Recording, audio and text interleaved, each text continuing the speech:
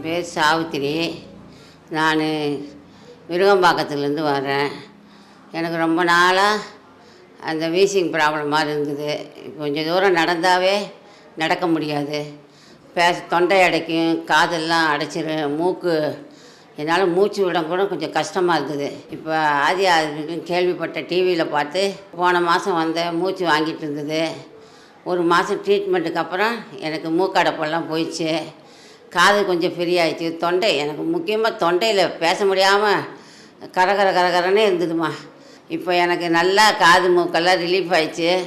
இப்போ தொண்டை நல்லா ஃப்ரீயாக பேச முடியுது. மோஷனில் எல்லாம் வந்துடுது. இருமல்ல இப்படி பண்ணோம்னாலே சளி அப்படி அப்படியே கட்டியாக வெளி வருது. ஆனால் ஒரு மாதத்துலேயே அவ்வளோ சளி வருதுன்னா ரொம்ப பெரிய அதிசயம்தான்.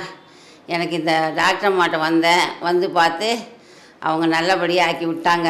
இன்னொரு எத்தனை மாதம் சாப்பிட சொல்கிறாங்களோ அத்தனை மாதம் நான் சாப்பிட்றதுக்கு தைரியமாக வரேன். நான் இப்போ போன மாதம் கூட என் பொண்ணை கூப்பிட்டு வந்தேன். இந்த மாதம் நான் தனியாகவே வந்து பார்க்குறேன். பார்த்துட்டு மருந்து மாத்திரையெல்லாம் வாங்கிட்டு போகணும்.